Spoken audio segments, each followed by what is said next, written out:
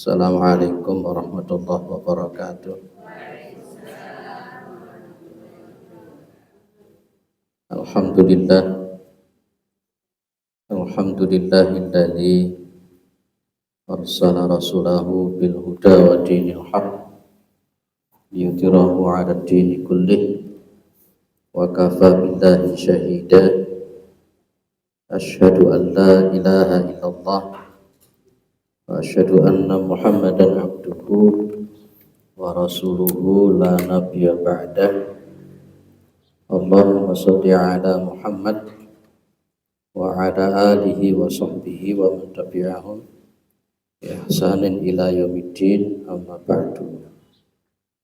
Kita bersyukur kepada Allah atas segala nikmat yang diberikan oleh Allah kepada kita semua, terutama sampai pada pagi hari ini kita masih diberi kekuatan iman dan Islam. Kita masih diberi kesehatan dan kesempatan sehingga kita bisa melaksanakan kewajiban kita untuk thalabul ilmi. Yang mudah-mudahan kesempatan semacam ini senantiasa diberikan oleh Allah kepada kita semua sampai nanti kita menghadap kepada Allah yang tentunya dalam posisi husnul khatimah.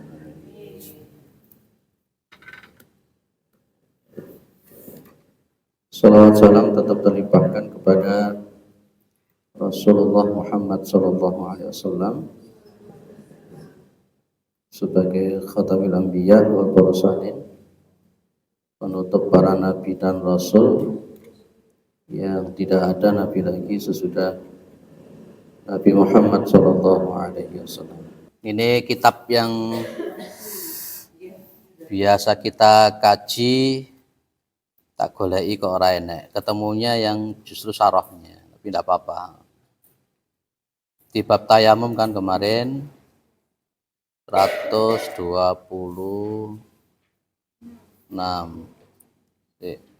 Apa-apa cara tok ngelu titik delok. Tayamum kemarin yang sudah kita bahas bahwa tayamum itu cuma sampai telapak tangan ya, sampai telapak tangan, tidak sampai kepada siku dengan dalil-dalil yang ada. Cek Bu, saya cari sebentar saja. 38 di atas, 37.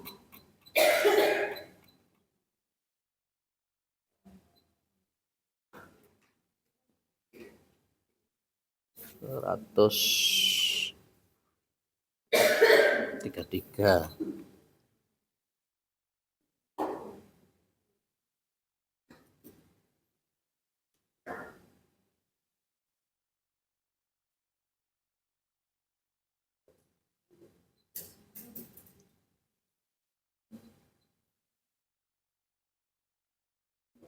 Seratus 32. Tidak saya cek kemarin.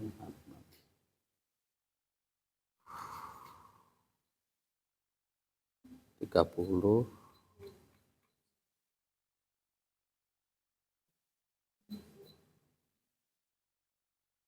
29.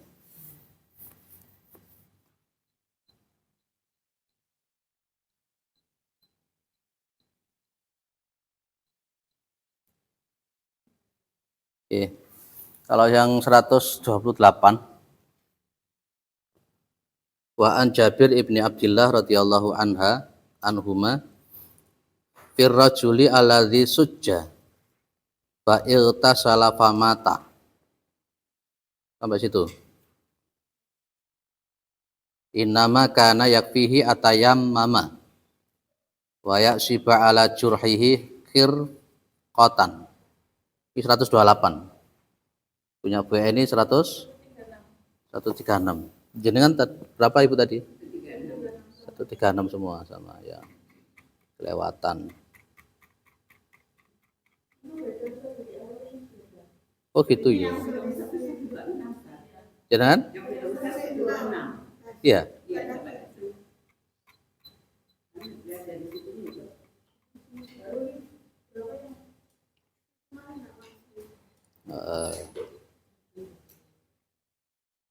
Ini berkenaan dengan laki-laki yang kepalanya itu terkena jatuhnya batu sehingga kepalanya itu luka.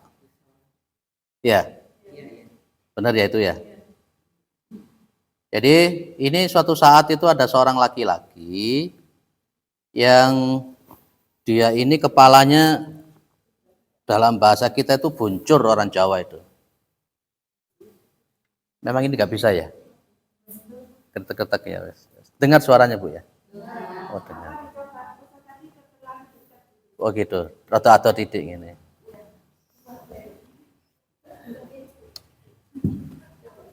Oke.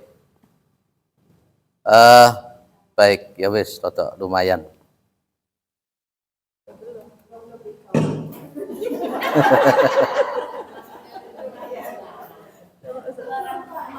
Halo, lumayan. Lumayan gak masuk. Inama kana yakfihi atayam mama. Tes 1. Ya. Jadi kan ini sebenarnya kalau ceritanya kan cukup panjang. Ada orang yang kepalanya itu luka. Pas ketika kepalanya luka, dia tanya kepada teman-teman yang lain. Ketika dia tanya kepada teman-teman yang lain, ya, teman-teman yang lain, itu dia tanya kira-kira dia itu boleh enggak kalau cukup tayamum atau tidak mandi. Tapi kan ternyata jawabannya dari kawan-kawannya itu dia tetap harus mandi. Begitu dia mandi, dia mati.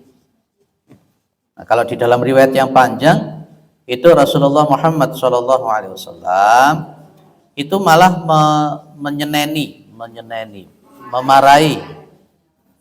memarahi teman-temannya yang memberi solusi untuk tetap mandi. Hadis ini sebagai bentuk jawabannya. Firrajuli alladzi sujja faghtasala famata. Maka Nabi bilang di situ, innama kana yakfihi ayyatayammama. Maka sebenarnya cukup bagi dia itu atayammama, tayamum. Ya, cukup tayamum. Kalau orang sudah semacam ini cukup tayamum. Dan wa yasiba ala jurhihi khirqah thumma yamsahu 'alaiha wa yaghsilu sa'ira jasadihi. Kalau andai kata umpamanya dia itu mandi, andai kata ya, kalau umpamanya dia itu mandi kan cukup dia pakai khirqah. Kayak semacam gombal yang dibasahi sedikit, gitu, yang hanya untuk ditaruh di yang diusapkan atau di apa ke yang luka. Baru yang selain yang luka dibasuh. Di sini dikatakan summa yamsahu 'alaiha. Khirqah tadinya itu diusapkan ke 'alaiha, ke kepalanya yang tadi luka, gitu. Wa yaghsilu sa'ira jasadihi, dan dia itu membasuh sa'ira jasadihi, semua tubuhnya. Loh, ini adalah solusi dari Kanjeng Nabi. Kalau memang betul-betul nanti tidak ada air, tayamum oke. Atau kalau umpamanya dia mandi, cukup pakai khirqah, diusap, dan kemudian yang lain dibasuh. Contoh lagi umpamanya kalau ada orang itu yang luka itu kakinya habis kecelakaan, dia kemudian kesulitan untuk mandi, boleh dia tayamum. Tapi kalau memang dia bisa, mungkin yang terkena luka habis kecelakaan itu tidak dibasuh, cukup hanya diusap pakai khirqah itu tadi, yang lain baru dibasuh. Kalau itu tidak menyulitkan, kalau memang itu bisa dilakukan. Di sini ada dua alternatif. Ada dua alternatif. Pak, hadisnya itu sanadnya dhaif loh, Pak. Nah, rawahu Abu Dawud bisanadin fihi dhafun wa fi ikhtilafun ala rawihi. Ya, para rawi-rawinya ada yang diikhtilafkan, ada yang diikhtilafkan. Tapi di sini kemudian ada syawahid. Ada yang menyebut innahu salihun bi ayyakuna syahidan li hadithi Ali wa qad yuqalu innahu laisa bisyahidi. Jadi kalau umpamanya ada syawahid-syawahid, maka kita bisa paham hadis yang dhaif itu disyawahidi dengan hadis yang lain, maka menjadi hasan li ghairi. Hasan li ghairi. Itu. Ibu yang dimuliakan oleh Allah, ini adalah solusi yang ketika orang itu orang itu luka kepalanya tidak memungkinkan. Nah, dari sini kemudian ya bisa kita ambil, tidak boleh kita itu memberikan fatwa kecuali dengan ilmu. Kalau dia kemudian memberikan fatwanya itu ngawur, ya kejadiannya seperti ini nanti. Yang seharusnya dia itu cukup dengan tayamu atau dengan seperti yang disolusikan oleh Rasulullah Muhammad SAW, cukup diusap dengan khirqah, dibasuh sedikit, kemudian yang lain dibasuh. Tapi karena dia ini memberikan fatwanya tanpa ilmu, akhirnya dia mengikuti fatwa itu, kemudian dia mandi. Nah, para jamaah dimuliakan oleh Allah, ini yang paling penting. Ini yang paling penting. Kita pas ketika ditanya sama orang, selama kita tidak mengerti, itu kita harus belajar dulu. Pak, katanya ada balighu anni walau ayat. Sampaikan dari aku meskipun cuma satu ayat. Yang kita sampaikan satu ayat itu pun juga kita paham. Artinya kita paham yang kita sampaikan. Nabi itu sampai bilang qataluhum. Apa? Qataluhu qatalahumullah. Orang yang memberikan fatwa kepada orang yang kepalanya luka itu tadi untuk mandi, Nabi itu sampai ngomong qataluhu, mereka telah membunuh dia. Mereka telah membunuh dia. Maka qatalahumullah, maka Allah akan membunuh mereka. Yaitu ancaman keras dari Rasulullah Muhammad SAW. Maka Nabi juga mengatakan halla sa'alu idza lam ya'lam. Maka hendaklah mereka itu bertanya kalau mereka tidak tahu. Itulah kemudian namanya fas'alu ahla dzikri in kuntum la ta'lamun. Maka Nabi bilang fa inna masyifaul ayyi, maka sesungguhnya obat daripada kebodohan itu adalah as-su'alu. Di antaranya apa? Bertanya. Nah, itu di antara penjelasan yang ada. Jadi harus ada ilmu. Cukup diusap pakai air, diusap pakai kirko tadi, atau boleh dia melakukan tayamum. Kita harus betul-betul belajar, Ibu. Kalau pakai perban, tangannya diperban, sama, cukup bisa diusap di atas perban. Di atas perban itu cukup diusap. Namanya jabirah. Cukup diusap saja. Lah, dalam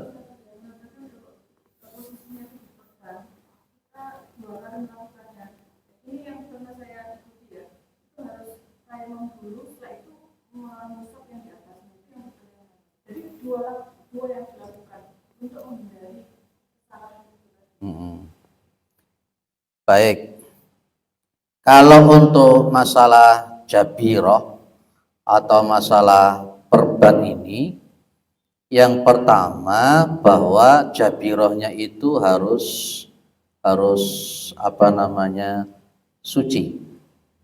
Perban yang dipakai itu harus suci. Tidak boleh kemudian kita menggunakan perban yang sifatnya najis.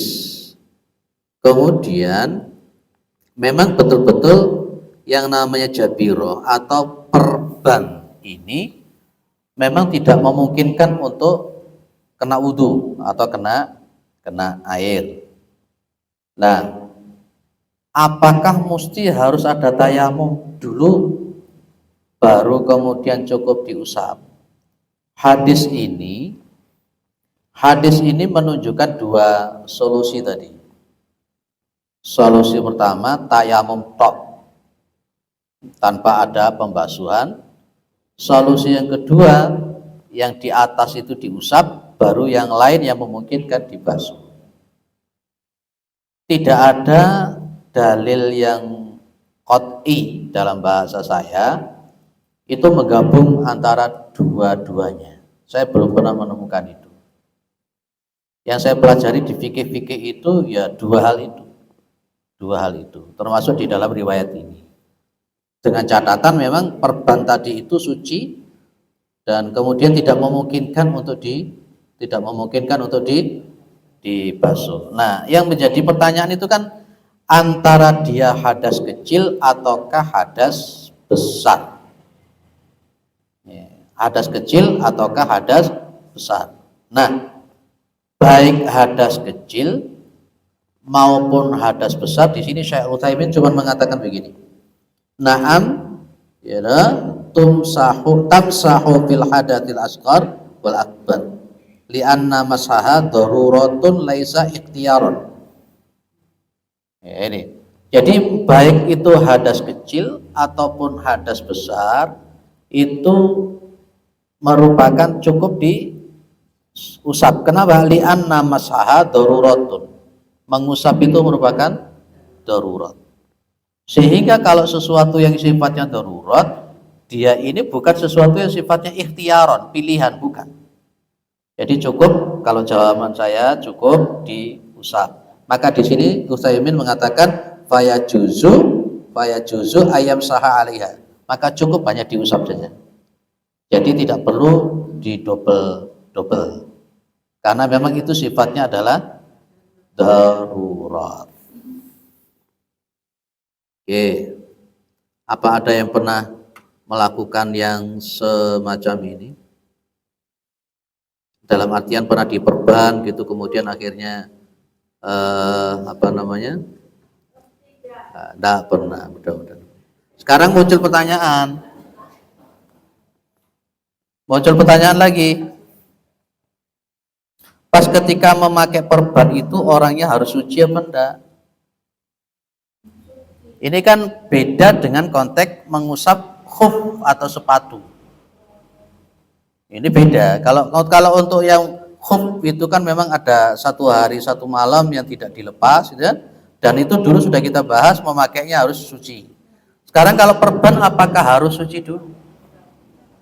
Wong begitu kecelakaan, megap-megap, semaput, kena rumah sakit, pokoknya wudu dhisik. Nah itu. Enggak, beda. Makanya tadi Al-Utsaimin sudah menyebut ini merupakan darurat. Sesuatu yang sifatnya darurat. Enggak mungkin lah orang kena kecelakaan patah kaki melakukan wudu dhisik baru dipasang ya repot ya. Lah nanti jenengan pas ketika ditanya begitu jenengan ngotot ya wudu dhisik baru pasang perban. Weh susah dak karuan. Karuan. Ya, maka memang Imam Al-Bukhari menyebutkan dengan al-ilmu qablal amal. Baik, apakah tayamum itu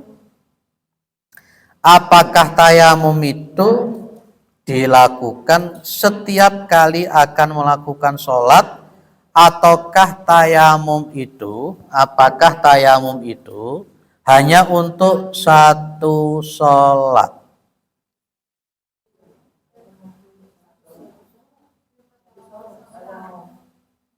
Lalu, apakah setiap mau sholat tayamum dulu, ataukah cukup dengan satu tayamum untuk 5 kali sholat umpamanya?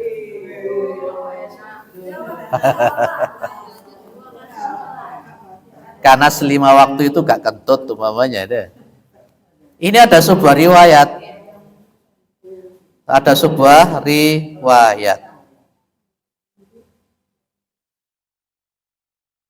An Ibni Abbas radhiyallahu anhuma qala minas sunnati alla yusalliya ar-rajulu bitayamumi illa sholatan wahidah. Nah, apa artinya? Dan di antara sunnah, kata Ibnu Abbas, ketika seseorang itu tidak sholat dengan tayamum kecuali sholatan wahidah, kecuali sholat yang satu. Maksudnya piye? Setiap kali sholat dia tayamum. Dalam kalau wudhu bisa jadi 5 kali pokoknya orang ngentut, boleh. Tapi kira-kira 5 waktu gak ngentut itu piye? Nabi Muhammad lebih dari 2 sholat. Pernah Rasulullah lebih dari 2 sholat. Baik, kalau untuk tayamum memang seperti ini, saya tetap berpegang kepada lupa hadisnya itu dhaif. Lagi-lagi kalau memang hadis itu dhaif, kemudian ketika ada syawahidnya, maka dia itu dikuatkan. Ini namanya istishab. Istishab mustahab, yaitu sunnah. Kalau dia itu kalau mau sholat ketika dia tidak mungkin untuk wudhu, maka dia setiap kali sholat dia mengambil tayamum. Baik, pernah ada yang tayamum sampai 1 hari 2 hari tayamum terus? Biasanya kalau sakit di rumah sakit itu biasanya. Ya, baik. Selesai untuk bab tayamum. Kita masuk di bab haid. Kisah jadi kalau haid itu yang lebih paham itu jenengan. Saya tidak pernah haid soalnya. Baik, kita lanjut ya. Haid itu apa sih?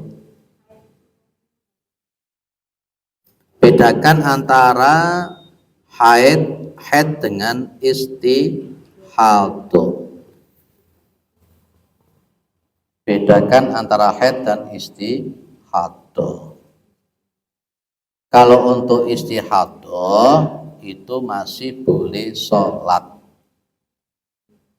Kalau haid haram untuk sholat, haram untuk puasa. Tapi kalau istihadah itu masih boleh sholat dan boleh puasa.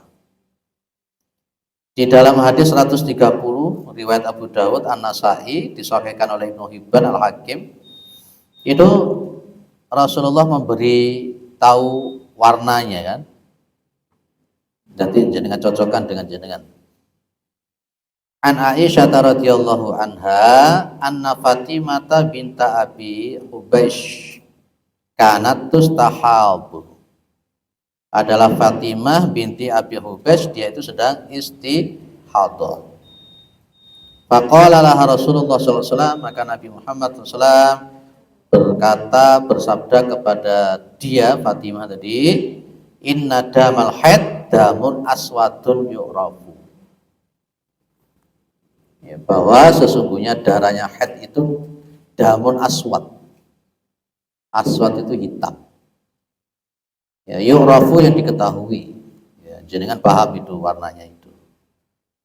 Dan Rasul sudah memberitahu di sini ada namanya aswad, damun aswad, ada kehitam-hitaman, pewanas.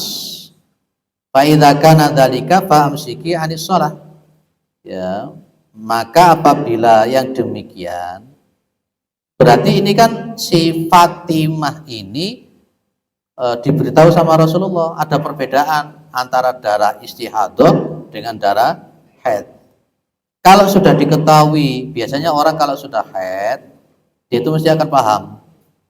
Apalagi kalau sudah rutin. Kalau sudah rutin dia pasti akan paham warnanya, bentuknya dan lain-lain, rasanya itu pasti dia paham. Lupa maksimal berapa? Memang di kalangan para ulama kemudian memberikan batasan-batasan minimal, pertengahan dan maksimal. Ya, kalau Imam Asy-Syafi'i menyebut batas paling minimal itu saat keluaran kemudian mampet. Begitu keluar mampet sudah. Itu paling minimal. Ada yang semacam itu, begitu keluar langsung mampet, itu jarang seperti itu. Dan biasanya golibnya kebiasaan itu sekitar 7 hari atau 1 minggu. Dan nanti biasanya maksimal adalah sampai 2 minggu. Nah, kalau sudah semacam itu darahnya juga tertentu, kelihatan karena memang sudah rutin, kan kelihatan sudah perbedaannya. Nah, maka kalau sudah posisi tahu ini istihadah, ini haid, maka Nabi bilang fa idza kana dzalika fa amsiki anis shalah. Maka apabila ada yang demikian, fa amsiki anis shalah, maka tahanlah untuk tidak melakukan sholat. Jadi kalau warnanya itu hitam, ya ada hitam-hitamnya, kemerah-merahan, yang panas begitu, oh berarti itu darah haid, maka berarti tidak boleh sholat. Pada masa itu untuk membedakan haid pada zaman Nabi kan memang belum modern ya seperti zaman sekarang.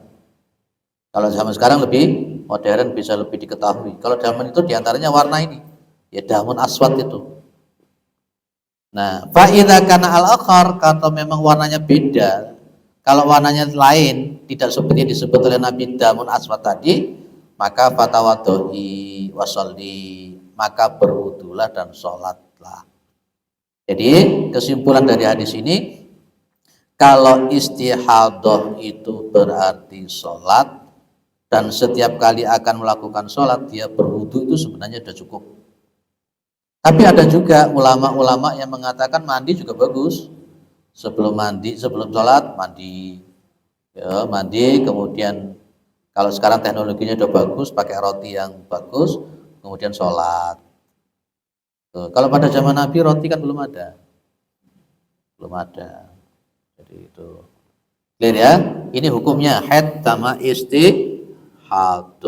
Jangan paham lah tentang semacam itu. Sudah berkali-kali jenengan sudah belajar tentang masalah semacam ini. Baik. Ada kalau di sini disebut damul haid aswatu yurafu aswad, yakni fil laun, wa ghairu damil haid ahmar. Baik.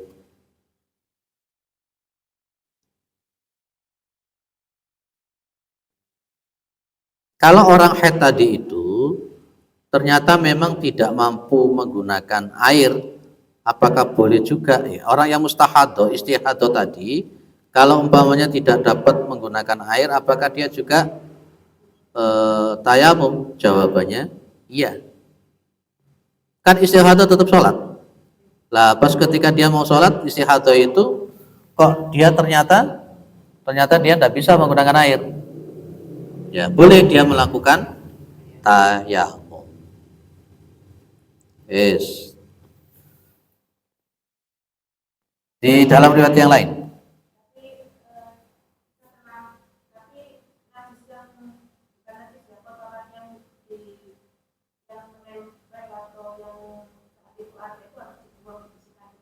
Ya betul. Oke.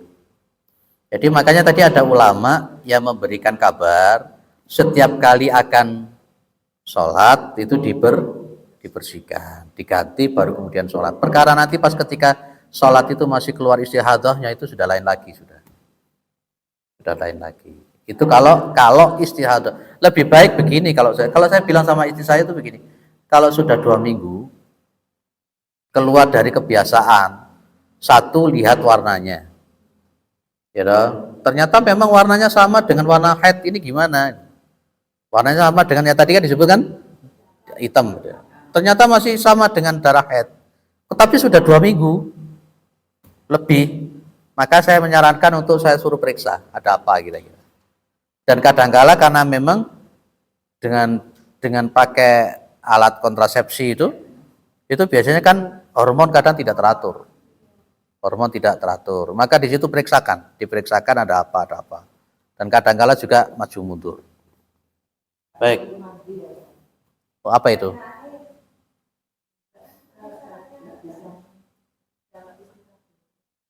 Istihadah nggih.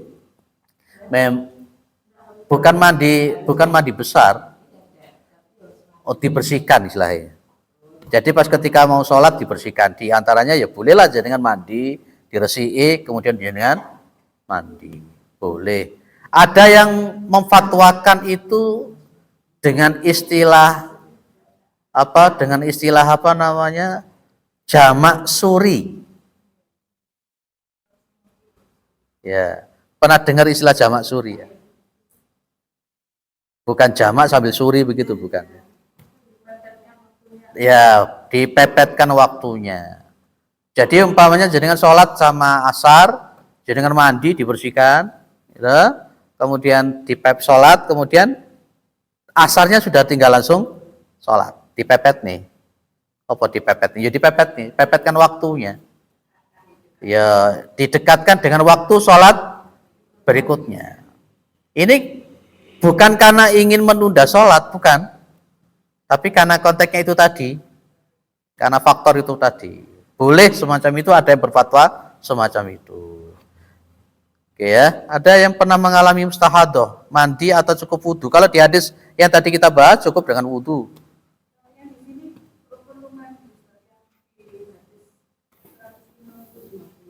Ya, dan di hadis yang 130 itu wudhu.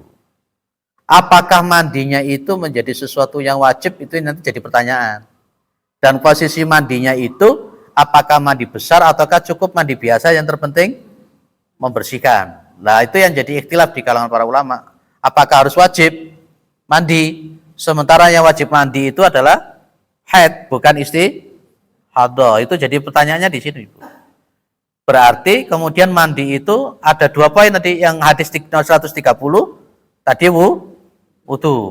Dan hadis yang berikutnya nanti kalau kita ketemu ada yang mandi. Makanya diambil jalur tengah. Kalau saya tadi, ada ulama yang memang berfatwa dipepetnya waktu setiap kali mau sholat mandi. Dalam konteks membersihkan. Kalau mandinya caranya seperti, tapi itu memang juga jadi repot juga. Berarti mandi sehari berapa kali?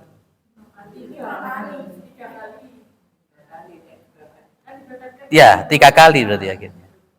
Nah, tuh. Makanya di situ menunjukkan tadi ikhtilafnya itu wajib ataukah sekedar sunnah. Karena di hadis 130 tadi kan cuman wudhu. Maka di sini jenengan mengambil jalan tengah. Berarti kalau yang disebut dengan mandi itu setidak-tidaknya untuk membersihkan yang keluar dari apa tadi? Dari keluar itu tadi. Clear ya, Bu? Itu yang saya pahami sampai hari ini. Pak, saya mau mandi saja. Ya monggo silakan, enggak apa-apa. Mandinya 3 kali. Jadi nanti pas mau sholat subuh, wah, seger kan mandi sholat. Nanti kemudian mandinya lagi yang kedua, pas ketika nunggu mau asar. Kemudian nanti mau isya. Oke. Lanjut 131. Wa fi hadis Asma binti Umais inda Abi Dawud. Li itu tak apa nun, tak ya.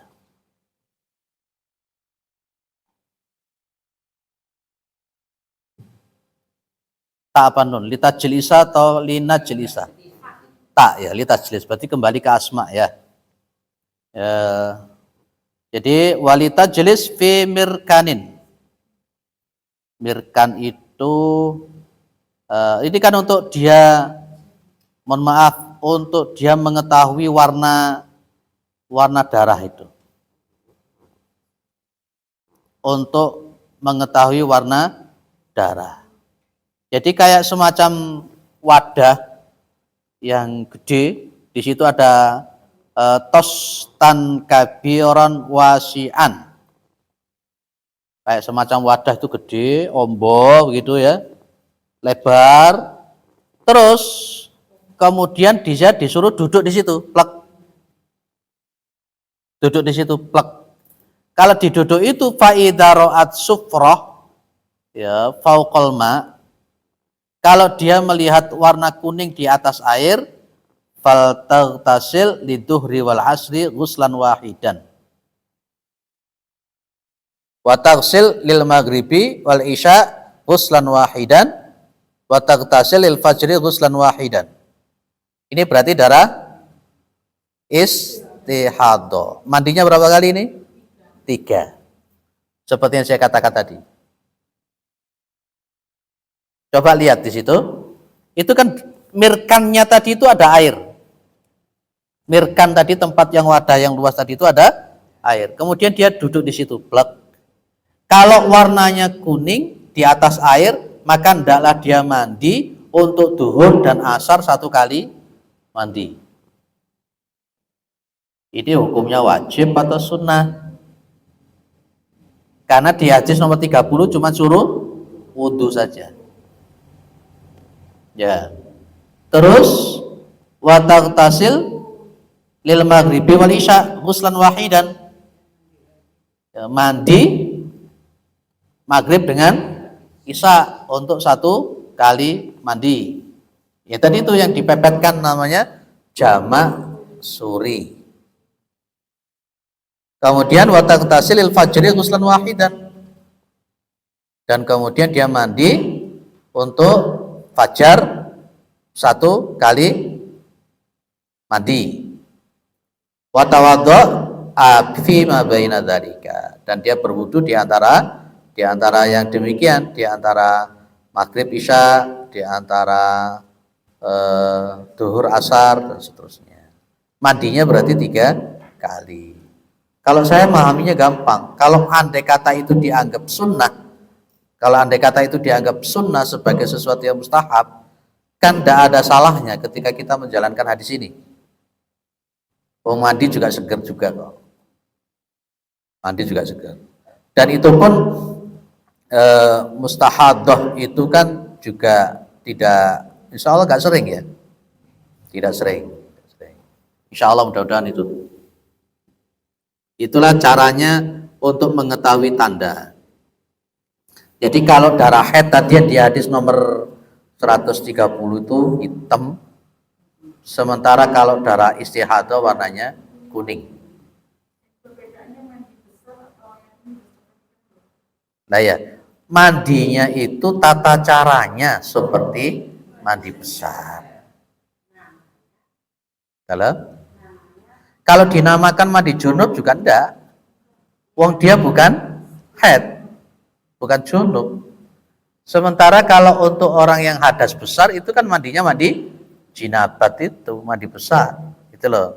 Cuman kemudian para ulama menyebut mandinya seperti caranya seperti mandi besar. Dan kalau untuk orang-orang yang rambutnya tebal dan sebagainya, kemarin kan cukup di salata haitsatin, sambil tetap di juga, mari kita bahas ya.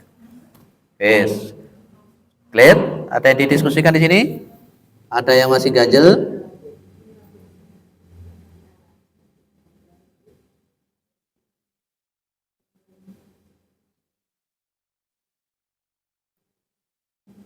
Baik.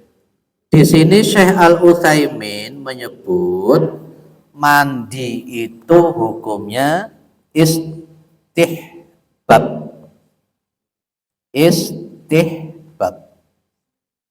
Di sini dikatakan walakin hadza ala sabilil istihbab idza talabna minha an taghtasila.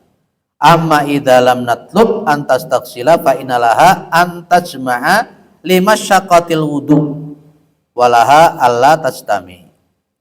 Jadi ini dikumpulkan antara hadis yang sebelumnya wudu dengan hadis yang sesudah ini, jadi mandi. Jadi ini hukumnya istihbab. Apa istihbab itu? Bukan sesuatu yang wajib. Ya, bukan sesuatu yang wajib. Intinya yang terpokok, yang terpenting itu membersihkan. Membersihkan apa tadi? Yang tempatnya keluar darah itu. Intinya di situ. Tapi kalau dia mandi itu bagus. Itu mandi. Dan tata caranya seperti kita mandi sah.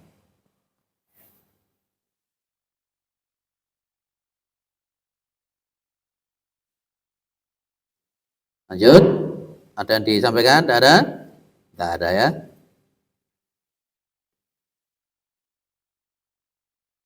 Ini ada Hamnah.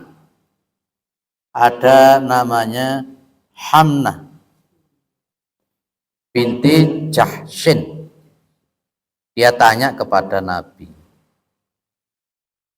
kuntu ustahadu haidotan kathiratan syadidatan. Saya itu istihadah yang banyak banget. Maka saya datang kepada Nabi Muhammad SAW,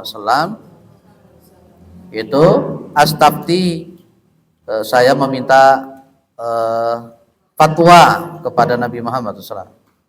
Nabi cuma mengatakan faqala innama hiya ruqdatun minasyaiton. Kemudian fatahayyadi sittata ayamin au sab'ata ayamin. Nah, dari sini kita bisa lihat Nabi memberikan ghalibnya haid itu sittata ayam. Au berapa? Sab'ata ayam. Nabi menyuruh untuk kalau sudah 6 atau 7 maka mandilah. Ini yang seperti dipakai oleh salah satu madhab yang mengatakan bahwa tadi itu minimal 1 keluar selesai. Kalau kebiasaannya berapa tadi? 6 atau 7 ini hadisnya ini. Dan maksimal berapa? 15. Kalau Imam Syafi'i 15. Tapi di sini Nabi mengatakan kalau kamu haid sudah 6 atau 7. Coba kita garis bawah sekarang. Kita garis bawah itu berdasarkan kebiasaan. Ya Bu, kalau jenengan kebiasaannya 7 berarti hitungannya 7 itu. Ini Nabi menjawab dalam posisi 6 atau 7, kebiasaannya itu. Kebiasaannya itu. Nah, kalau umpamanya banyak dan lebih dari itu, Nabi di sana di depan memakai ya rokdatun minasyaiton. Dan nanti di dalam riwayat yang lain itu Nabi menyebut dengan darah penyakit menjadi darah penyakit. Rukdatun itu bimakna daf'atun. Daf'atun itu penolakan, gangguan dari setan supaya kamu itu ragu-ragu untuk tidak sholat. Daf'atun mempunyai inamahiyya rokdatun minasyaiton, gangguan dari setan, yakni ad-daf'atu. Ad-daf'atu itu setan itu menghalangi untuk supaya orang itu tidak sholat. Clear ya? Baik, dan itu juga termasuk darah penyakit.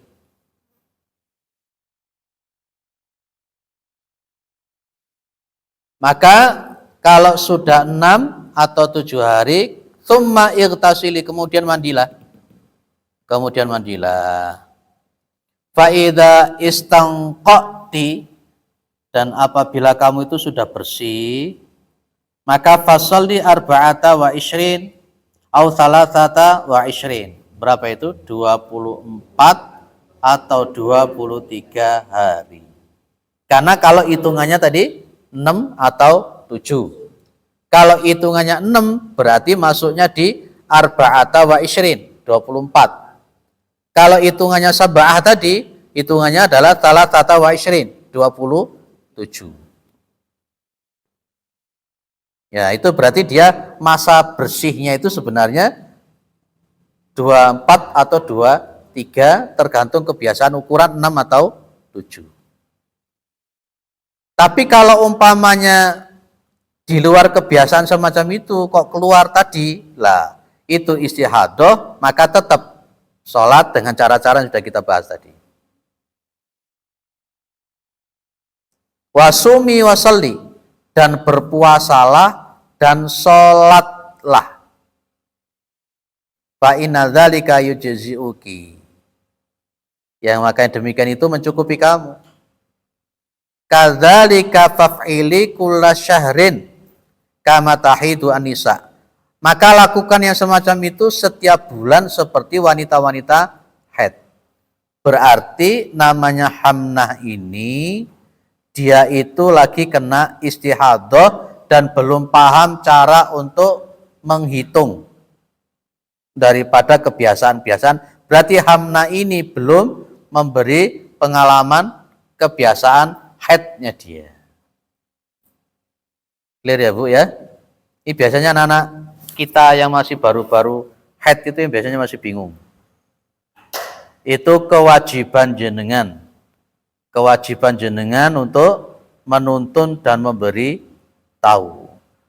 Terutama anak-anak kita yang masih SD sudah haid. Masih SD sudah haid. Dia masih belum bisa membedakan mana istihadah, mana haid. Dan bahkan juga kadang masih bingung untuk membedakan darahnya haid sama darah istihadah. Jangankan untuk hitungannya, untuk membersihkan darah haid aja masih bingung dia. Anak saya itu usia 12 tahun haid. Ya, mulai beberapa bulan yang lalu. Itu ya masih nonton sedemikian rupa, ya ibunya itu tak suruh nonton. Cara mandinya juga. Kadang-kala cara mandinya pun juga nggak ngerti. Ya, namanya anak, ayo duk sholat masih haid ya. Padahal tak hitung-hitung, koyo wis 6 dino, 7 dino iki tenanan gitu. Oh, dong-dongnya wis mampet tapi ternyata males mandi. Jangankan untuk anak SD, anak SMP, murid-murid kita di sekolah itu juga begitu. Kok gak sholat, Duk? Belum mandi, Pak. Loh, kok belum mandi? Ini piye toh maksudnya? Nah, itu. Hati-hati. Anak-anak jenengan rata-rata berapa? 6 sampai 7 hari ya? Oh, cowok semua. Enak wis lek cowok kabeh sing ngono wis. Cowok kabeh.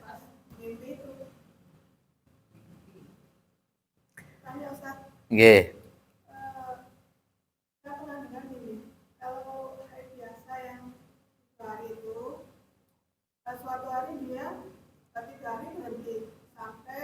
Tujuh. Terus kayak lagi itu katanya nggak wajib sholat nunggu kebiasaannya itu. Nggih. Lah ini yang tadi saya katakan biasanya hormonnya nggak teratur. Biasanya orang-orang semacam ini pakai kontrasepsi pil, ya pil atau suntik itu biasanya begitu. Kebiasaannya 7, itu begitu dia pakai KB itu akhirnya 3 hari berhenti. Kayak wis muandek iki. Terus kemudian dia sholat. Pas ketika sholat baru 4 hari keluar lagi. Lah ini piye modeling ini? Apakah itu dihitung haid atau tidak? Nah, kalau saya pribadi itu saya lihat warna darahnya. Kalau untuk ketidakteraturan itu perlu dikonsultasikan ke dokter, karena memang ketidakteraturan haid itu juga berpengaruh terhadap kesehatan itu sendiri.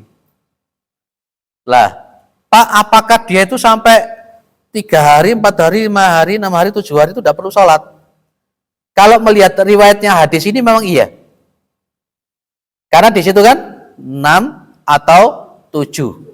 Dan sehingga hitungannya 23 sama 24. Karena kebiasaannya dia itu adalah 7. Sehingga begini, istri saya juga begitu. Ketika dia biasanya 7, ya. Sudah 4 hari kok mampet. Ya kan? Kemudian saya bilang, loh ini sudah 4 tapi kok sudah mampet, biasanya 7. Dia tanya sama saya sholat apa enggak? Saya bilang, tunggu sampai kebiasaan itu. Kalau saya begitu, saya tunggu sampai kebiasaan itu. Ternyata 2 hari berikutnya ini bersih, ya dah. Tapi ternyata kemudian keluar 2 hari itu. Saya memakainya begini, memakai pendapat antara minimal, ghalib, sama maksimal. Yang tadi kan minimal itu adalah kencrotan, minimal, kebiasaan tuh 6 atau 7, maksimal itu adalah 15. Itu hitungannya Imam Syafi'i, mazhab Syafi'i. Ketika sampai 7 hari itu, yang 2 harinya bersih, ternyata kemudian dia keluar. Ini maka saya bilang itu haid. Kalau memang darahnya tadi, damun yu'raf, aswadun yu'raf. Dan maksimal estimasi sampai 15 atau 2 minggu. Dan di situ kemudian tak suruh periksa ke dokter. Apa kira-kira kok ternyata ada 2 hari yang lubang itu. Ternyata setelah ditanya ke dokter, itu pengaruh daripada hormon yang tidak teratur. Dan pada dasarnya itu dia tetap head. Tetap head. Akhirnya seperti itu. Jadi kan juga sering begitu. Atau mungkin tidak ada yang KB di sini kan? Tidak ada. Tidak ada.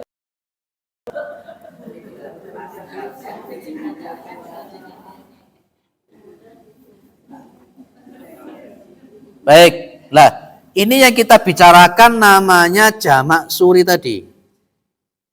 Fa'in qawiti tu'akhiri ad-duhra wa tu'ajili al-asra. Ini maksud dengan kata-kata wa'in qawiti itu ternyata darah itu terus mengalir.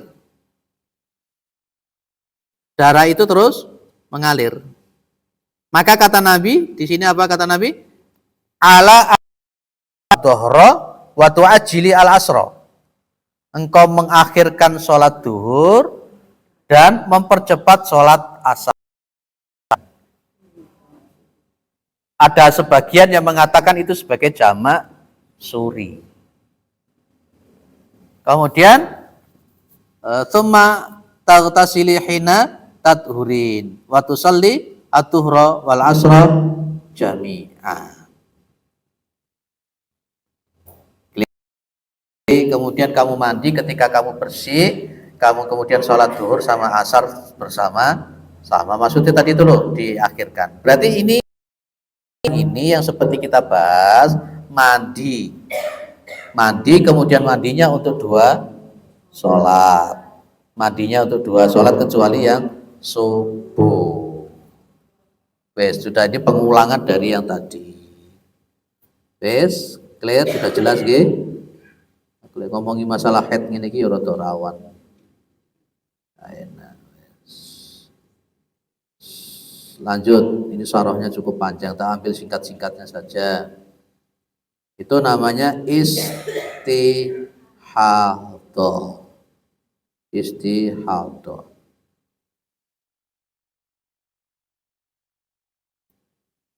Baik. Yang bisa kita ambil berarti istihadhah itu boleh dijamak. Dengan contek jamak suri tadi loh. Itu kelihatannya jamak. Karena Syekh Utsaimin menyebut itu bahwa itu namanya jamak. Kalau ulama di sini ya tadi saya katakan madhaba ilaihi batul ulama min thubutil jam'i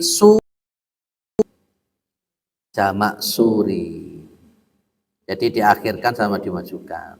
Itu hanya untuk orang yang istihadhah. Kalau umpamanya dijamak beneran boleh enggak?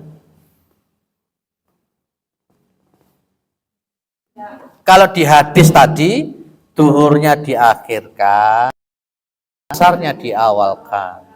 Kalau sekarang muncul pertanyaan, kalau umpamanya betul-betul dijamak boleh enggak?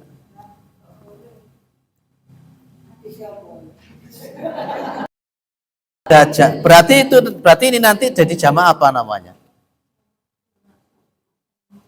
Jamak takhir. Jamak, kalau di jamak takdim apa boleh? Kalau andai kata jenengan mengatakan di jamak itu boleh, ya, berarti dua-duanya boleh dilakukan akhirnya. Zuhur sama asar jenengan sholat, maghrib sama isya sholatnya di maghrib. Fatwanya Syekh Al-Utsaimin, salah seorang kibar ulama Saudi, itu membolehkan jamak hakiki. Di antara dalilnya Nabi Muhammad SAW itu pernah menjamak antara maghrib dan isya di Madinah ketika tidak ada rasa takut hujan pada waktu itu, tapi darurat. Syekh Al-Utsaimin salah seorang, kalau dalam bahasa kita itu majelis ulamanya Arab Saudi, itu mengatakan boleh dijamak secara hakiki karena ini masuk ranah darurat atau masyak. Walakin al-qaulu ar-rajihu fi hadil mas'alah annahu yajuzu hatal haqiqi. Kalau tadi jamak suri, kalau ini jamak haqiqi. Idza kana hunaka masyaqqatun. Kalau memang itu ada kesulitan. Kalau memang betul-betul susah dengan mepet jamak suri tadi memang kesulitan, boleh dijamak hakiki.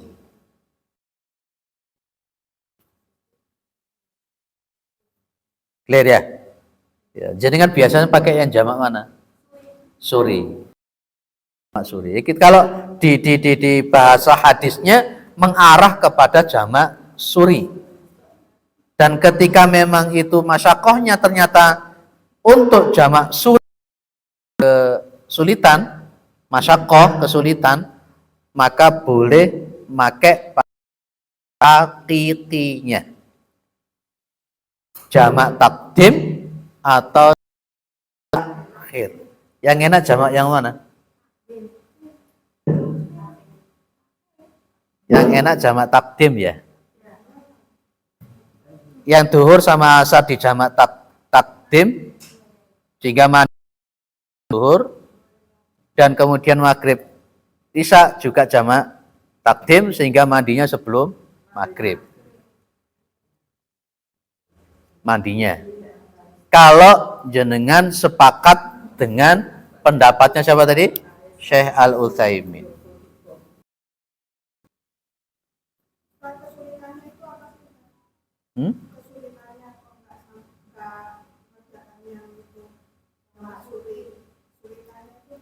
Kira-kira mungkin pas ketika tingkat kesulitannya itu karena faktor kesibukan. Jenengan orang kantoran. Orang kantoran itu kemudian kalau duhur kati atus di kantor iki piye? Umpamanya begitu. Sementara jam segitu itu masih aktif-aktifnya, baru pulangnya itu jam 4 baru boleh pulang. Dan aktivitas kadang-kala di kantor itu kadang-kala salat asar ya ora mandek lho. Jalan terus. Apalagi di pabrik. Jadi pegawai pabrik, piye caranya dipakai pabrik kalau jenengan istirahat? Istirahatnya baru duhur, istirahatnya di duhur. Asar kadang-kala nggak istirahat, baru selesai nanti jam 4. Nah itu juga salah satu masyakoh yang mungkin bisa kita lakukan. Pak, saya kalau mandi di pabrik tidak mungkin. Saya baru selesai itu jam 4 pulang ke rumah, sampai di rumah jam setengah 5. Apakah boleh saya jamak takhir? Karena kesulitan di duhurnya untuk di pabrik, untuk mandi dan sebagainya. Nah itu namanya diantara contoh masyakoh. Contoh masyakoh. Atau jenengan di perjalanan. Ketika di perjalanan ternyata di awal-awal di akhir-akhir asar umpamanya, kan seharusnya tadi duhurnya mepet asar. Itu masih di perjalanan, tidak bisa turun. Dan estimasi jenengan pergi dari Malang ke Jakarta, safar.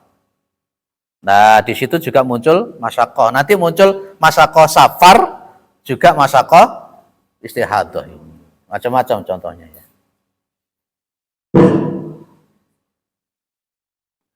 Oke, nah ini jalur dikenek.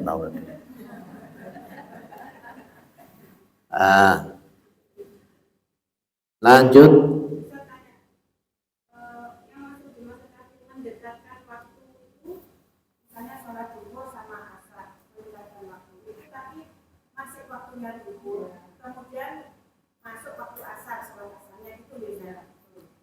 Waktu duhurnya masih ada.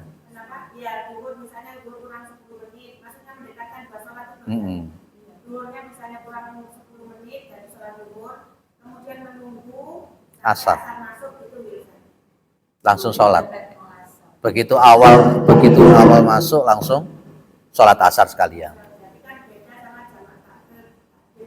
Oke, beda. Jadi kan solusinya dua akhirnya kan? Ada dua jamak. Jamak suri. Kalau jamak suri yang jenengan tanyakan. Yang kedua jamak hakiki. Jamak hakikinya di jamak takdim sama jamak takhir.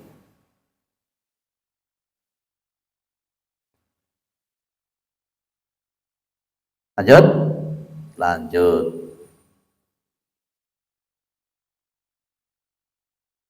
Dari Aisyah radhiyallahu anha, anna Ummah Habibah binti Jahsyin sakat ila Rasulillah sallallahu alaihi wasallam. Habibah binta Jahsyin itu wadul kepada Rasul Muhammad sallallahu alaihi wasallam tentang masalah darah. Masalah darah berarti masalah haid atau masalah istihadah. Kalau dilihat dari redaksinya, ini adalah istihadah. Karena di situ ada kalimat fakanat tasilu likulli sholatin. Umi Habibah itu mandi di setiap sholat. Maka judulnya di situ hukmul ightisal likulli sholatil muslim mustahadhah. Dia tanya tentang masalah darah, kemudian Nabi Muhammad itu menyebut, ya diam kamu, diam saja selama konteks sesuatu yang tahbisu kahaiduki, haidotuki, ya, selama memang haid itu menahan kamu.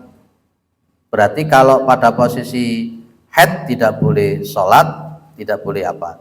Tapi kalau itu adalah istihadah, thumma ightasili, kalau maunya sesuai dengan konteks 7 atau 6 hari tadi, kalau itu pakai seperti itu.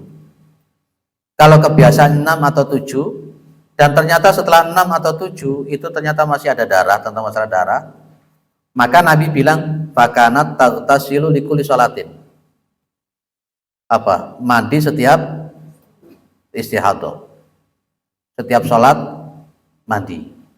Berarti ini muncul solusi yang ketiga. Solusi yang pertama tadi apa? Jamak suri. Solusi yang kedua jamak hakiki. Solusi yang ketiga mandi setiap kali sholat.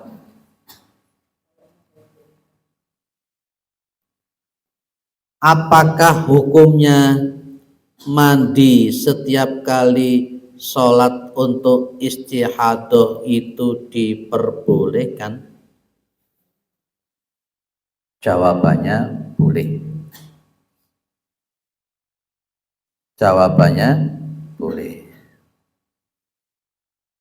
Ini masih hubungannya dengan hadis yang sebelumnya. Kalau di kitab syarahnya ini tidak pakai umkusi tapi pakai ijlisi qadra makanat tahbisuka haiduka. Artinya sesuai dengan kebiasaan haidmu di sini. Bal qala sab'ata ayamin aw sittah. Nah, kalau umpamanya sudah posisi selesai sesuai dengan kebiasaan-kebiasaan, darah itu tetap mengalir, maka hukumnya itu menjadi istihadah. Istihadah itu boleh kalau di dalam riwayat ini mandi setiap kali sholat. Tinggal milih bagaimana kira-kira kita boleh.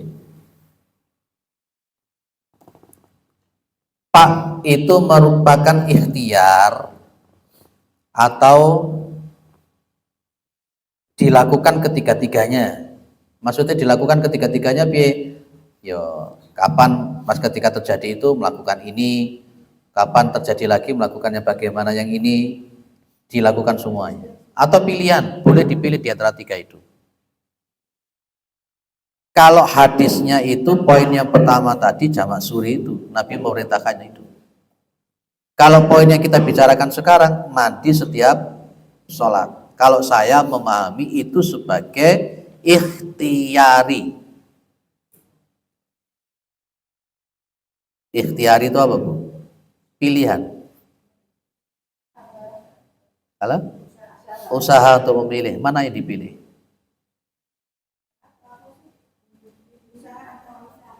Pilihan. Untuk pilihan, memilih yang mana? Berarti kalau saya memahami, Bu, kalau saya memahami seperti yang saya pelajari selama ini, ya boleh jamak suri dan boleh mandi setiap kali sholat. Kalau ada masyaqqah, maka berarti seperti pendapatnya Syekh Al-Utsaimin tadi, jamak yang hakiki. Jamak yang hakiki.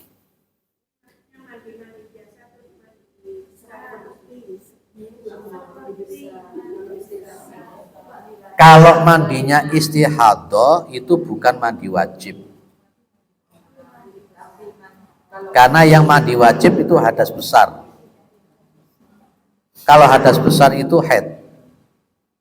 Berarti kayak semacam darah itu loh. Bedanya keluar darah bukan dari tempat itu. Itu darah penyakit.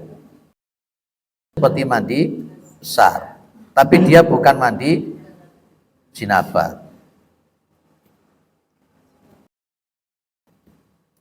Pak, di dalam riwayat Bukhari kok cuma cukup wudhu? Gimana itu? Nah, kalau dikompromikan yang wajib itu wudhunya. Kenapa bisa begitu, Bu? Apa sih yang membatalkan wudhu? Masih ingat? Khuruju min sabilaini. Keluar sesuatu yang keluar dari dua jalan.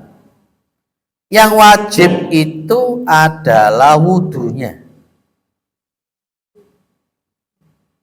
Ya, kalau untuk mandinya tadi sudah dikatakan oleh Al-Utsaimin menjadi istihbab dan dibersihkan total itu tempat yang keluar. Kenapa? Sesuatu yang keluar dari dua jalan itu membatalkan wudhu. Termasuk darah itu membatalkan wudhu.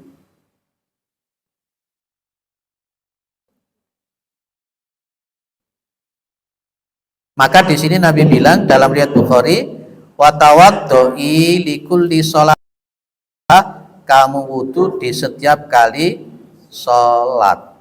Maka yang diambil wujubu wudu'iha, wajibnya wudhu di setiap sholat. Kenapa? Itu sudah membatalkan wudhu. Dan andai kata umpamanya itu adalah tidak bisa terkena air, tayamum yang tadi sudah kita lakukan. Apakah ini untuk wudhunya sholat sunnah ataukah sholat wajib? Jawabannya ya sholat wajib, ya sholat. Karena pada posisinya dia ketika keluar darah istihadah, maka dia sedang hadas. Tapi hadasnya hadas kecil.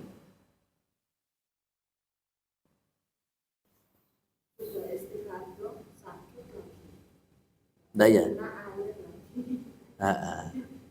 Ya itulah ujian Allah itu bermacam-macam. Orang kena istihadah kan capek ya.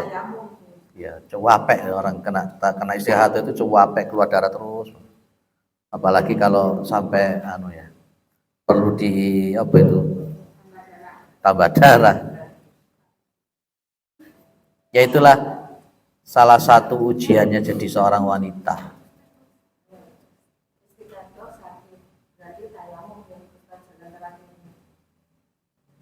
Maksudnya?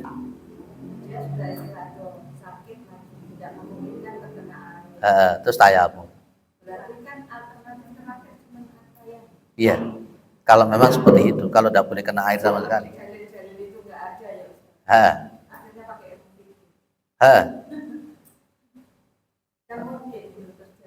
Iya, memungkinkan.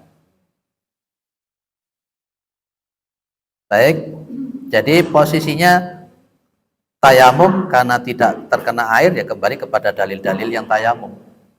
Pakai dalil-dalil yang sifatnya tayamum. Pakai fikih kembali, ya itulah fikih. Namanya belajar fikih itu semua nukui. Betul, iya. Di hadis nomor 130 tadi kan wudu. Maka tadi saya Al-Utsaimin menyebut itu sebagai istibab. Ya. Ya, jadi paling gampang ya berwudu saja dengan membersihkan yang keluar tadi. Makanya tadi saya bilang itu yang terkena darah istihadah itu kan najis, toh. Dibersihkan, diganti, berwudu. Kalau menjenengan mau mandi ya, oke. Dengan dua alternatif tadi itu mandinya, kemudian dengan sholat. Nanti pas ketika di sholat berikutnya, ya dilakukan seperti yang sama. Tapi kalau saya kok suka mandi, walaupun itu bukan menjadi sesuatu, suka mandi. Orangnya yang istihadah itu misalkan kok nama tubuhnya penuh selang gitu ya Ustaz ya. Berarti yang jaga dong yang bersih. Iya. Iya. Tapi kalau memang tidak ada yang membersihkan, maka boleh mandi dengan kondisi boleh sholat dalam kondisi apapun. Iya. Darurat. Maka muncul kaidahnya ad-daruratu tubihul mahdurat. Dulu Umar bin Khattab di dalam kitab fikih sunnah itu yang namanya Umar bin Khattab mandi dengan tubuh keluar darah. Karena perang kan, posisi perang. Sementara kita paham bahwa darah itu adalah najis. Tapi beliau sholat ya pakai darah mengucut itu. Mau apa gitu? Ya, sama dengan orang yang di atas tempat tidur di rumah sakit, di selang sebagainya. Kati resik-resik ya kangelan. Yang mau membersihkan yang membersihkan, kalau suaminya ada oke lah. Kalau suaminya tidak ada, ya, terus tidak mungkin dibersihkan oleh yang bukan mahram. Kecuali kalau perawatnya mau, perawat yang cewek tapi, ya susternya mau, ya oke, tidak apa-apa. Tapi kalau susternya tidak mau, ya terus mau apa lagi? Mau apa lagi? Itulah namanya ad-daruratu tubihul mahdurat. Yaitu hampir sama dengan jenengan bepergian jauh, tidak bawa baju ganti selama 2 hari 2 malam ya siku, tidak mungkin ganti. Terus pergi ke masjid untuk sholat sarung ya gak ono. Ya terus piye? Ya sudah sholat apa adanya itu sudah. Allah itu la yukallifullahu nafsan illa wus'aha. Makanya di sini saya itu kadangkala tidak sepakat dengan istilah sholat li hurmatil wakti. Lah, ada kan yang berpendapat dia tetap sholat, tapi hanya untuk menghormati waktu, nanti diulang lagi. Itu saya tidak sepakat itu. Kenapa mesti sesulit itu toh agama itu? Kalau memang darurat mau apa lagi ya sudah sholat dengan apa itu. Itu fungsinya seperti ketika Umar bin Khattab tadi sholat dengan darah tadi. Itu. Teman saya itu dulu itu udah mau sholat kalau pergi-pergi gitu. Loh, lah kok gak sholat? Lah celanaku najis ya, batinku loh. Ya apa sih aku gitu. Justru malah dikalahkan syariatnya. Kalau Al-Utsaimin, kalau Said Sabiq kan gampang. Kalau pakai celana, kalau ragu-ragu itu kena cipratan air atau tidak, sama Al-Utsaimin cukup disiram pakai air celananya itu yang sekiranya diyakini kena najis. Cukup sudah seperti itu Said Sabiq. Kalau Said Sabiq. Saya pun juga begitu kalau ragu-ragu kita kayak ya. Ya sudah saya siram yang itu tadi kemudian saya buat sholat. Agama Islam itu mudah. Ya, tapi ya jangan dimudah-mudahkan. Itu jadi sholat li hurmatil waktu itu tidak ada. Kayak wudhu di orang yang sakit di atas tempat tidur sakit kan bisa diwudukan. Bisa. Pakai waslap gimana caranya kalau pakai waslap? Itu bisa juga, itu bisa. Jangan buru-buru ditayamumkan sementara anggota tubuhnya masih bisa buat berwudu. Oke. Lanjut.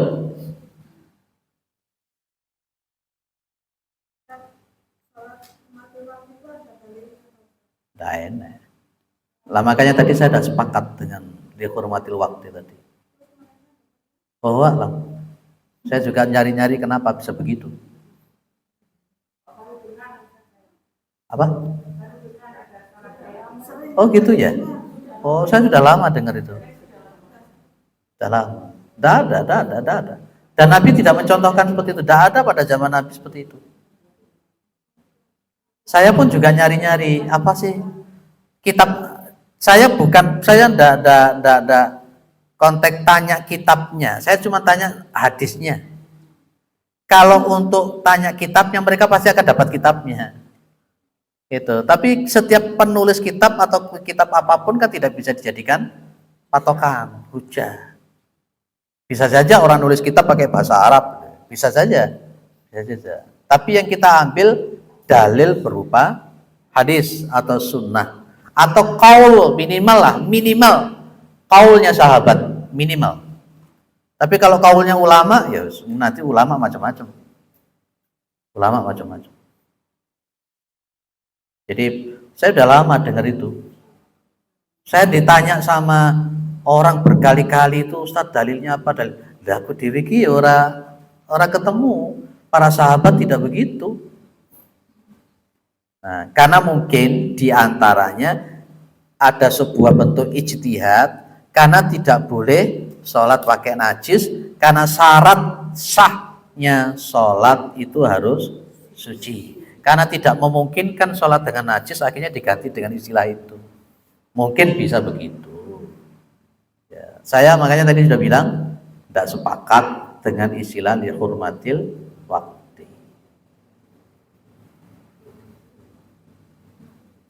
Kalau ibu-ibu enak, kalau ibu-ibu udah bawa mukena masih bisa sholat. Ya, bawa kaos tangan, bawa kaos kaki, udah oke dah. Hijabnya kan panjang sudah. Makanya sholat itu pun juga tidak wajib pakai mukena. Sholat itu tidak wajib pakai mukena. Tapi biasanya semacam ini pun juga loh, dari mana? Ya namanya sholat itu bukan mukenanya yang wajib. Sholat itu yang wajib itu tutup auratnya, bukan mukenanya, Baik, kita lanjut satu hadis lagi dari Ummi Atiyah. Kunna la na'uddu al-qudrata wa sufrata ba'da tuhri syai'an. Nah ini loh. Kami la na'uddu, tidak menghitung atau tidak menganggap al-qudrata. Al-qudrata itu budak. Apa budak bahasa Jawa Indonesia? Keruh. Kami tidak memandang yang keruh wasufroh, kuning. Ya, ba'da tuhri setelah suci syai'an sesuatu. Darah hitam tadi itu, ya, kemudian muncul mampet. Setelah mampet kok mutu keluar yang kuning itu tadi. Maka Ummi Atiyah mengatakan itu bukan darah haid lagi sudah. Tapi itu darah istihadah. Sehingga kata-kata ba'da tuhri syai'an berarti dia istihadah, karena kata yang istihadah maka berarti dia masih wajib sholat. Ini penekanan beberapa kali, warna kuning. Penekanan warna kuning untuk istihadah. Dan di sini ditambah dengan al-qudrah. Al-qudrah itu keruh, budak. Kalau darah haid tadi di awal-awal hadis ada yang namanya aswadun yu'rafu, hitam yang dikenal. Berarti siapa yang mengenal? Wanita tersebut. Nah, ini adalah kata-kata Ummi Atiyah. Sering para sahabat menggunakan kata-kata kunna naro, kunna na'udu, itu kata-kata sahabat, sehingga kemudian nanti ada muncul istilah ijma' sahabi. Apa mana ijma' sahabi itu? Kesepakatan para sahabat Nabi atau konsensus. Lah di sini ketika Ummi Atiyah mengatakan kunna la na'udu, kunna ini dimaksudnya di sini siapa? Yang dimaksud kunna di sini kami ini siapa? Sahabat-sahabat perempuan Nabi. Kayak seperti hadis kunna nara al-ijtima' ali ahli mayyit wa sani'ati ta'am ba'da tafnihi minan niyah itu. Kami para sahabat memandang bahwa berkumpul-kumpul untuk keluarganya yang mayit, yang mati, wa sani'ati ta'am, dan membuat makanan, makan ba'da tafnihi setelah dikubur, itu minan niyah, itu bagian daripada meratap. Sama menggunakan kata-kata naro. Kalau di sini pakai na'uddu. Jadi kalau jenengan menemukan hadis dengan kata-kata na'uddu, kata-kata dari para sahabat. Tergantung rawi siapa. Kalau ini yang mengatakan Umi Atiyah, berarti yang dimaksud kuna naro di sini adalah ya, wanita-wanita dari kalangan para sahabat. Ternyata di kalangan para sahabat, di kalangan warna keruh dan kuning itu tidak dianggap haid. Kalau setelah selesai kebiasaan yang dilakukan. Berarti kalau mengikuti hadis 134 ini, kalau 6 atau 7 yang tadi di hadis yang berapa tadi? Ternyata setelah 6 atau setelah 7 kok yang keluar warna selain hitam tadi atau warna ini yang keluar kudrah wa sutrah, maka di situ tidak dianggap, dia dianggap sebagai istihadh. Clear ya Bu? Sakit istihadh sama haid podo sama ya. Biasanya kan orang-orang yang kena haid itu muring-muringan gitu ya. Yo, pamane delok. Oh enggak juga. Oh enggak juga. Aku dikandani, Ustaz, lek head itu biasanya ya tenanan ta lek head wong cucu. Enggak ya. Tak kira lek jenengan pas lagi head itu metentong wong cucu. Hah? Oh.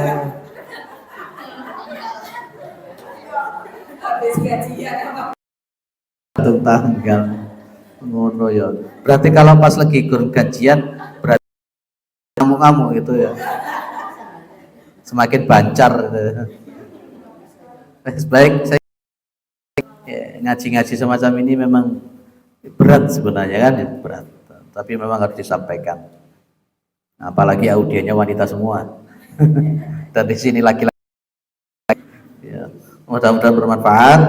Mudah-mudahan kita bisa mengambil ilmunya, bisa mengamalkannya, dan bisa kita arahkan untuk anak-anak kita yang mungkin belum paham, belum apa, atau jamaah-jamaah kita yang lain.